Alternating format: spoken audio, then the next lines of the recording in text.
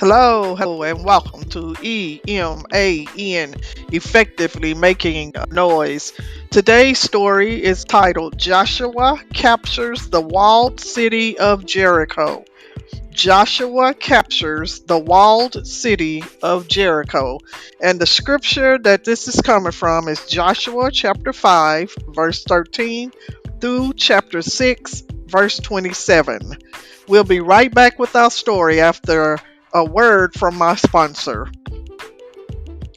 Rock the House DJ service for weddings, bands, parties, and clubs.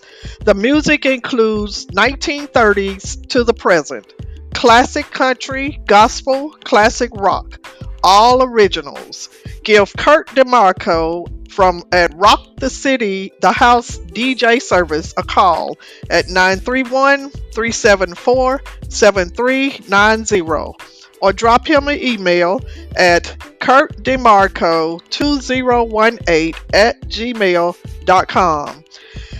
Give him a hire for your next event, or to get more information, just give him a call or drop him an email. And that again is Kurt DeMarco with Rock the House DJ Services.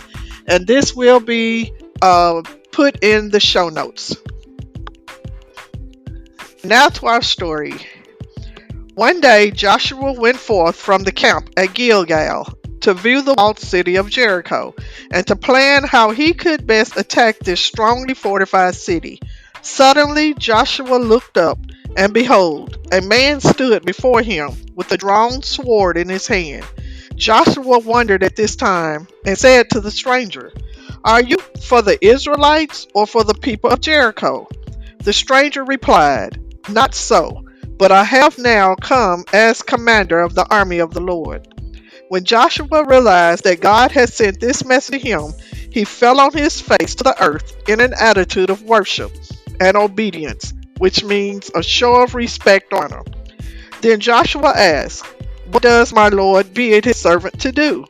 And the commander of the army of the Lord said to Joshua, "Take off your shoes, for the place where you stand is holy ground."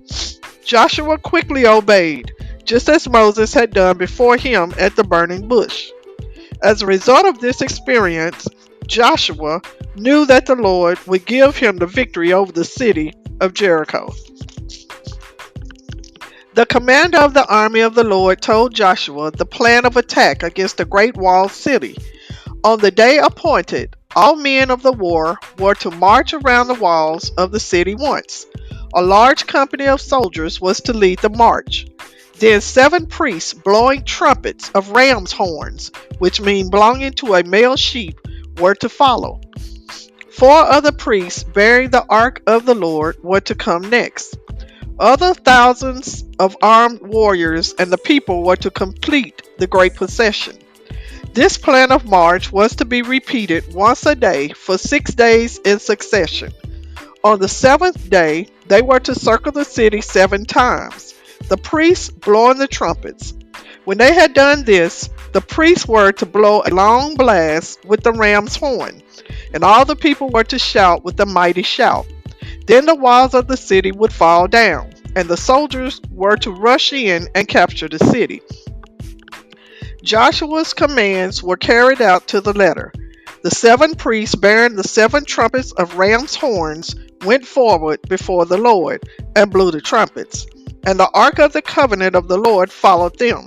And the armed men went before the priests who blew the trumpets, and the rear guard came after the ark, while the trumpets continued to blow. But Joshua had commanded the people, saying, "You shall not shout or make any sound with your voices, neither shall any word proceed out of your mouths until the day I bid you to shout. Then you shall shout." So the ark of the Lord encircled, which meant moved around something, the city, going about it once. And they returned to the camp and spent the night there. The second day they circled the city once and returned to the camp. So they did for 6 days. On the 7th day they rose at dawn and circled the city at the same manner 7 times. Only on that day did they circle the city 7 times. And the 7th time, when the priests had blown the trumpets, Joshua commanded the people, "Shout, for the Lord has given you the city.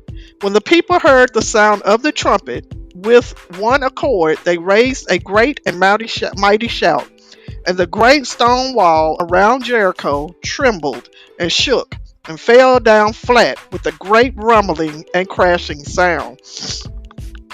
Then the warriors of the Israelites turned and rushed into the city and put to death by the edge of the sword all the inhabitants of the city, both men and women, young and old. They also slaughtered the oxen, sheep, and asses, donkeys, as Joshua had commanded. For Joshua had warned the people in advance, saying, "The city and all that is within it shall be given up to the Lord for destruction.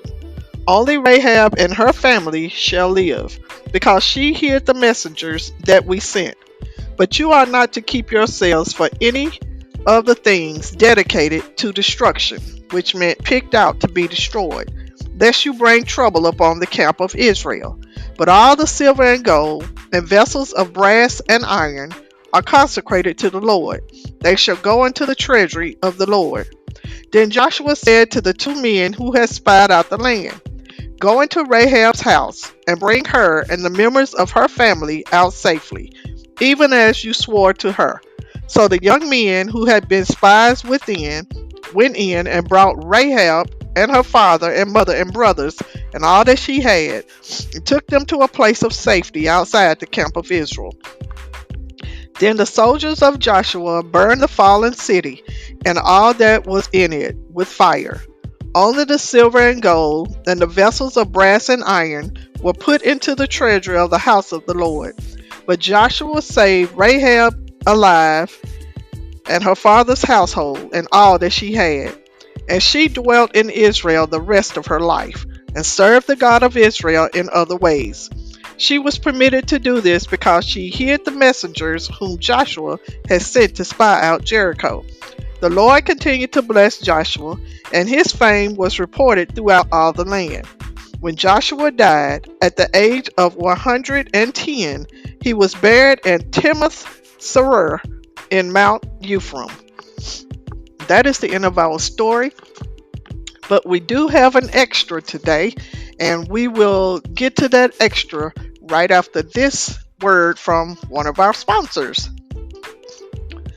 The Mount Pleasant Advanced School of Music is now open for business and for private lessons. Lessons include instruments on bass and lead guitar, drums, piano, trumpet, and voice. Also, you can also learn the sound mixing board. Give Kurt DeMarco of the Mount Pleasant Advanced School of Music a call at 931-374-7390 or email him for more information and to set up a private lesson. All this information will be put into the show notes. Again, Mount Pleasant Advanced School of Music is now open. And now for our extra, and it's called Wacky Weapons. And this comes from Joshua 6, 1-20. It says, "Okay, you're a soldier guarding the city walls of Jericho. Say you look over the wall one day and see a bunch of guys marching around, making a lot of noise with their old beat-up horns.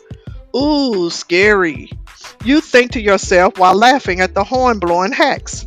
But then something weird happens. The wall you are guarding starts to crumble, and you're face to face with a brass-off horn player.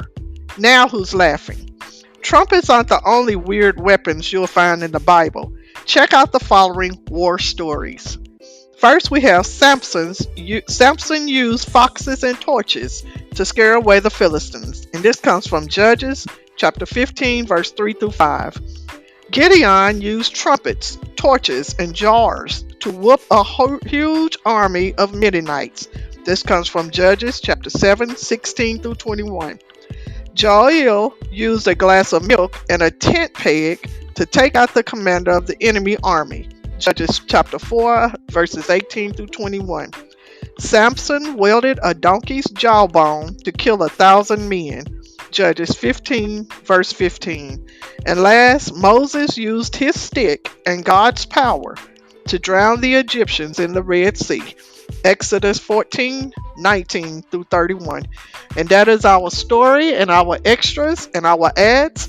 Remember, have a good day, be safe, and peace.